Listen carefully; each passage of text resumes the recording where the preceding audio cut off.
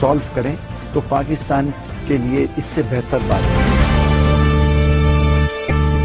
Welcome back. Pakistan کو انتہائی شاندار ریاست بنانا ہے تو اس کے لیے کام کرنا ہوگا اور اس کے لیے کمٹمنٹ چاہیے ہوگی اور کمٹمنٹ اور تجربہ چاہیے ہوگا، اور ان لوگوں کا جو دل سے پاکستان سے محبت کرتے ہیں اور تن من دھن سے پاکستان کے لیے جنہوں نے کام کیا ہے، قربانیاں دی ہیں اور اپنے آپ کو پاکستان کے نام پر لگایا ہے۔ یہی مقصد ہے ہماری اس سیریز کا، اور اس سے پہلے آپ نے دیکھا کہ ہم تجربات حاصل کر رہے ہیں نامور، معروف ترین، بہترین پاکستانیوں کے۔ اسی سیریز میں آپ نے دیکھا کہ ڈاکٹر ادیب الحسن رضوی نے ہمیں بتایا جن کے ادارے کی ہاتھ نفس پر ہوتی ہے لوگوں کی، اور وہ پاکستان میں امراض گردہ اور تبدیلی گردہ کے سب سے بڑے اسپتال کو چلا رہے ہیں، صرف غریب پاکستانیوں کی مدد کر رہے ہیں اور مکمل مفت، اور آج ہمارے ساتھ موجود ہیں اسی پوری سیریز میں سٹیزن فاؤنڈیشن کے بانی چیئرمین جناب مشتاق چھاپرا۔ سٹیزن فاؤنڈیشن ماشاءاللہ 92,000 پاکستانی غریب بچوں کو اپنے اسکولوں میں 600 سے زائد اسکولوں پہ تعلیم دے رہے ہیں پاکستان کے دور و عرض میں۔ مفت ان کو یونیفارم بھی دی جاتی ہے، مفت ان کو کتابیں کاپیز بھی دی جاتی ہیں، اور ایوریج 80 روپے فیس لی جا سکتی ہے۔ چھاپرا صاحب، پوٹینشیل کیا ہے؟ کیونکہ جتنا آپ لوگوں کا تجربہ ہے، پاکستانیوں سے آپ جتنا ملتے ہیں، گاؤں گوٹ چھوٹی جگہوں پہ جاتے ہیں، اس ملک کا پوٹینشیل کیا ہے؟ کیونکہ کہتے تو یہ ہیں کہ بڑا پوٹینشیل ہے، اگر صحیح ہو تو یہ بڑا زبردست آگے تک اور ایسا ملک بن جائے کہ جو کہ لوگ جس کی مثال دیں، اور اس کو ہارنس کرنے کے لیے کیا کرنا ہوگا؟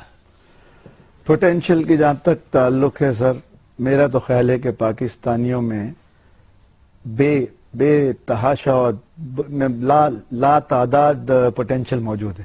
یعنی آپ اندازہ لگائیے کہ آپ کی لٹریسی ریٹ اتنا لو ہے اور میکنائز فارمنگ نہیں ہے، اس کے بعد آپ پاکستان اور پاکستانیوں کا جو ریزلٹ یا جو ان کا وہ ہے کیا کہتے ہیں پروڈکٹیوٹی، وہ آپ کسی اور ڈیولپ نیشن تو نہیں لیکن تھرڈ ورلڈ یا ہمارے جو پڑوسی نیشن سے کوئی کم نہیں، ایک بات۔ سیکنڈلی یہ ہے کہ آپ دیکھ لیں کہ پاکستانیوں کو جب موقع ملا ہے، وسائل ملے ہیں، اپرچونٹی ملی ہے، وہ ہر فیلڈ میں انہوں نے ایکسل کیا۔ آپ کے نزدیک چھاپرا صاحب اس وقت جو پوٹینشیل ہے پاکستان کا، وہ سب سے بڑا ہیومن ریسورس ہے پاکستان کی آبادی، یہ سب سے بڑا ریسورس ہے؟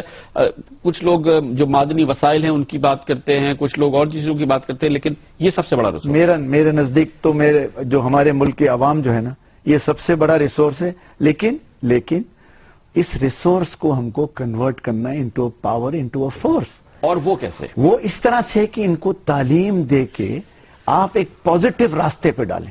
آپ یہی چیز آپ کے لیے ایک نیگیٹو پہلو پہ چلے جائے گی اگر ان کو ڈائریکشن لیس چھوڑ دیں گے۔ اگر آپ ان کو دیکھیں نا، آج جو ہمارے ساتھ ناردرن ایریا میں جو ہو رہا ہے، وانا میں یا وزیرستان میں، جو آج وہ کیا بات ہے، وہ یہی بات ہے کہ ان کو دے آر ایزیلی مولڈ، غلط طریقے پہ ان کو مولڈ کیا جا رہا ہے، برین واش کیا جا رہا ہے۔ ان کو ایسے جو دین اور اسلام کا کوئی سبق نہیں ہے، ان کو یہی پڑھایا جا رہا ہے کہ جان دو، مارو، خون کرو۔ یہ تو what is that is because they کی ناٹ میک انٹیلیجنٹ ڈیسیشنز۔ اگر آج ان کو ایجوکیشن دے دیں تو اللہ تعالیٰ کی طرف سے ان کو ایسی پازیٹو پاور ملے گا کہ they will excel in anything they do. Chhapra صاحب، مجھے علم ہے کہ آپ جیسے لوگ جو ہیں، آپ تو گراس روٹ پہ کام کر رہے ہیں، غریب بچوں کے لیے، اسکولوں کے لیے، پاکستانیوں کو دیکھ رہے ہیں کیسے ہے، لیکن آپ کو ضرور فکر ہوتی ہوگی، آپ سوچتے ہوں گے کہ ہمارے جتنے حالات ہیں اس میں بڑا ایک حصہ ہے ہماری خارجہ پالیسی کا۔ کسی بھی بہت کم ملک ایسے ہوں گے جو اتنے ڈیپینڈنٹ ہو۔ ہماری جو خارجہ پالیسی ہے اس کا محور امریکہ ہے، جس کو پاکستان کے عوام پسند نہیں کرتے۔ ہمارے شدید مسائل ہیں بھارت کے ساتھ، ایک بڑی جنگی کیفیت ہے۔ عوام سے آپ پوچھیں، وہ کہتے ہیں کہ جی کہ حالات ٹھیک ہونے چاہیے، اور بعض ماہرین کا خیال ہے کہ بھارت سے حالات ٹھیک ہوتے ہیں تو ہمارا پورا ملک جو ہے اس کے حالات سدھر سکتے ہیں۔ اس پورے یہ جو خارجہ پالیسی کا اسپیکٹرم ہے، اس کے بارے میں آپ کا کیا خیال ہے، اور اس کو آپ کے خیال میں اس کو کیسے بہتر ہونا چاہیے اور کیا ہماری سمت ہونی چاہیے؟ دیکھیں، ایک تو پاکستان اس حوالے سے کہ پاکستان کی خارجہ پالیسی جس طرح سے آپ نے کہا کہ it is influenced by external forces, یہ تو بڑا کلیئر ایک سچویشن ہے۔ اینڈ آئی وونٹ ڈسکاؤنٹ، میں پوری طرح سے اس کو بالکل کارڈ بھی نہیں دوں گا کہ امریکہ ٹھیک ہے ایک ریجنل ہر دنیا کا ایک ریجنل انٹرسٹ ہوتا ہے ایک خطے میں, اور اس ریجن میں ہمارے جو پرابلمز ہیں یا جو مسائل ہیں وہ بڑے واضح اور بڑے کلیئر ہیں کہ we are at a war like situation, اور ہم اپنے ناردرن ایریاز میں یا بارڈرز پہ جو پرابلم چل رہا ہے وہ اپنی جگہ پہ. اور پاکستان کی ایک عجیب سچویشن ہے. پاکستان نے ساری زندگی جب سے پاکستان قائم ہوا ہے, پاکستان نے اپنی بھائی بندی میں ہر کسی کو اکوموڈیٹ کیا. آپ نے دیکھا ہوگا کہ ایک زمانہ تھا جب افغانستان میں روسی تھے تو 3 سے 4 ملین ریفیوجیز کو پناہ دی, اور اس کی بہت بھاری ہم کو قیمت ادا کرنا پڑی ہے. آپ کو یاد ہے اور پتا ہے, یہ کلاشنیکوف کلچر بولیں یا ڈرگس کلچر بولیں, جس کی وجہ سے ہماری عوام پہ ہمارے جوان بچوں پہ بہت بڑا اثر پڑا ہے. اس کے علاوہ سر یہ ہے کہ تو ہماری فارن پالیسی اس میں ملاوٹ ہے اور فورسز کا اور آئیڈیاز کی, اور تو ایک تو یہ اپنی جگہ پہ اس سے ہم کو بڑے we have to have a balancing act in place, اور وہ کر رہے ہیں ہم. اب ہر حکومت یا آتی ہے وہ اپنے نظریے سے اپنی پالیسی مولڈ کرتی ہے.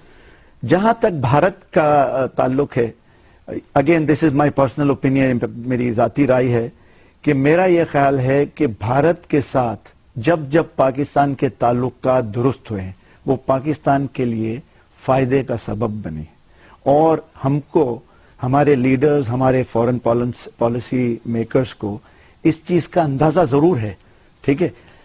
لیکن یہ ہے کہ بھارت کے ساتھ ہمارے مسائل بھی کمپلیکس ہیں, کوئی سمپل مسائل نہیں ہیں اس کے, لیکن اب وقت آ گیا ہے. دیکھیں نا, چونکہ سارک ایک تنظیم, اس کامن مارکیٹ, آپ اندازہ لگا لیں کہ ساؤتھ ایشیا کی اگر مارکیٹ آپ دیکھ لیں تو 25% دنیا کی آبادی اس خطے میں موجود ہے. اب یورپین یونین ہے, اس کی آبادی دیکھیں اور سارک کو کمپیئر کریں, اور اگر تصور آپ کر لیں کہ اگر بیریئرز ختم ہو جائیں, ٹریڈ فری ہو جائے, تو اس ملک کے عوام اور پورے خطے کے عوام کا کتنا بھلا ہو سکتا ہے. اگر ٹریڈ بھی ہو آن پراپر ٹرم. میں یہ نہیں کہہ رہا ہوں کہ آپ پاکستان کے کوئی حالات کو بالکل قطع نظر کر دیں, مطلب ان کو آپ اس کو, لیکن پوائنٹ یہ ہے کہ بھارت کے ساتھ تعلقات اگر پرنسپلڈ ڈیسیشن پہ آپ سالو کریں تو پاکستان کے لیے اس سے بہتر بات نہیں. یعنی مطلب وہ جو آپ کے ناردرن ایریاز کا پرابلم ہے اس سے بھی زیادہ میرے نزدیک, کیونکہ اس عوام کی بھلائی, اس ملک کی فلاح اس میں ہے کہ اس کے ٹریڈ, اس کی انڈسٹری, اس کے ایگریکلچر پروڈیوس.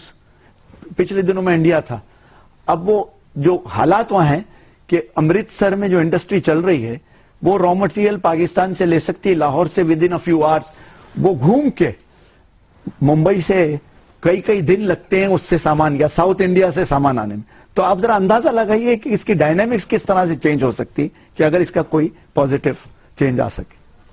جناب مشتاق چھاپرا ہمارے ساتھ ہیں. یہ وہ پاکستانی ہیں جو کہ پاکستان میں جنہوں نے ڈیلیور کیا ہے, جنہوں نے پاکستان کی خدمت کی ہے. انہی پاکستانیوں سے ہم پوچھ رہے ہیں کہ پاکستان کو مثالی ریاست کیسے بنا سکتے ہیں, پاکستان کے کلیدی مسائل کیا ہیں, ان کا حل کیا ہے. عظیم تر پاکستان ہم کہہ رہے ہیں, مسلسل کہہ رہے ہیں کہ منزل قریب ہے, راستہ کٹھن ہے, صرف فیصلے کرنے کی ضرورت ہے. کمرشل بریک کے بعد واپس آتے ہیں تو جناب مشتاق چھاپرا ہمارے ساتھ ہوں گے. اگر آپ نے اس ملک کی ترقی دیکھنی ہے تو بیلنس ٹیکسز ڈالنا پڑیں گے.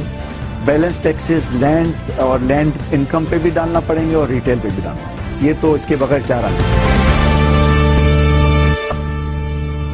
Welcome back. پاکستان عظیم الشان مملکت بنے, اس کے لیے ایک تو جاگنا ہوگا, اور جاگنے کے ساتھ پھر سوچنا ہوگا کہ پاکستان کہاں کھڑا ہے اور اس کے لیے آگے چلنے کے لیے راستہ کیا ہے. آج اس کے لیے ہمیں جوائن کر رہے ہیں پاکستان کی ممتاز ترین تنظیم سٹیزن فاؤنڈیشن کے بانی چیئرمین جناب مشتاق چھاپرا.